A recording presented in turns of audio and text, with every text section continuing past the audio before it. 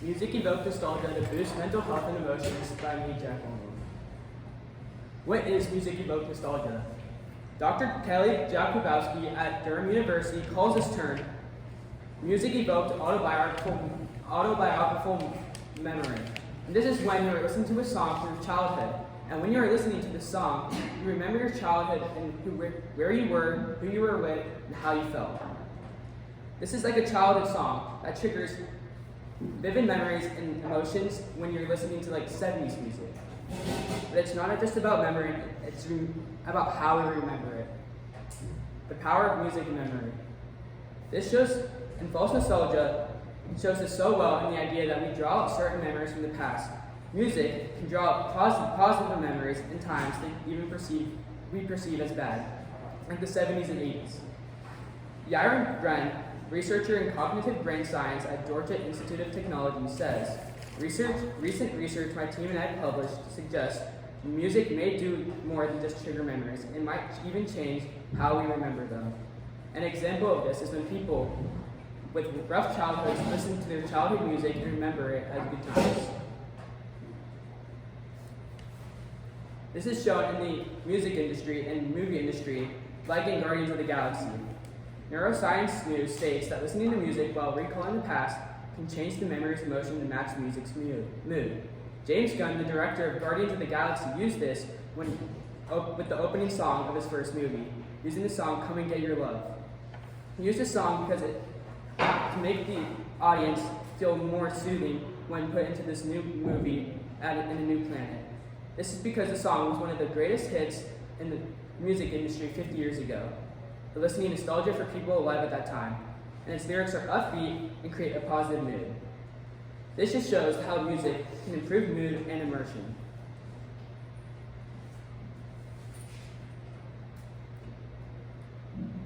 When we play this era of music, 70s and 80s, people from the 70s and 80s remember this time as a time of good times and youth, and this is why they listen to this music.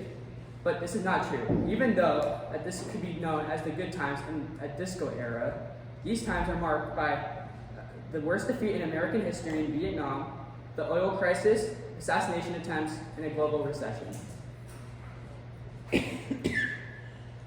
How does music affect the brain?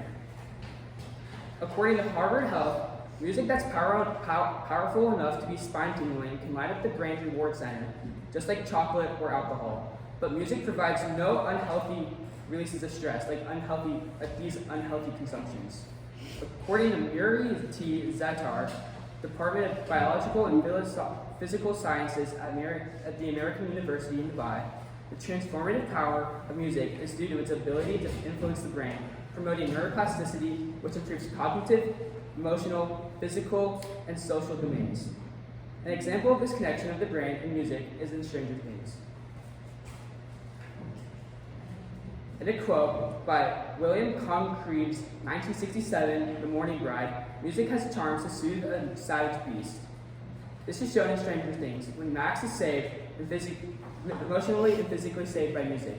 This is just cinema, but it symbolizes the connection between music and the brain, and how its effects when you're playing your favorite song symbolizes that it can save your life. What are the risks, though?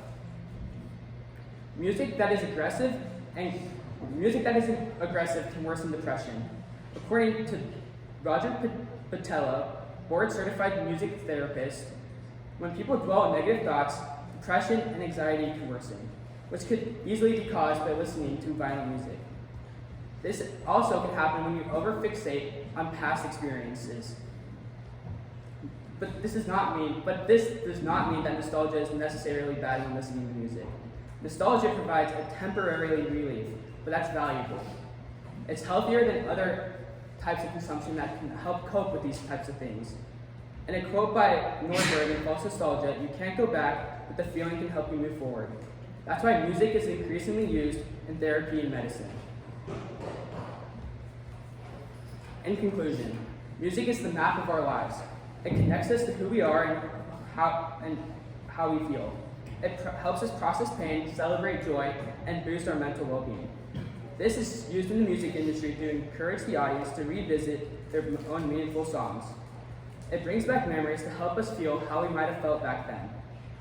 It gives us comfort when we need it most, and whether it's a song from a childhood or something that's connected to a life-changing moment, music can help us make ourselves feel better.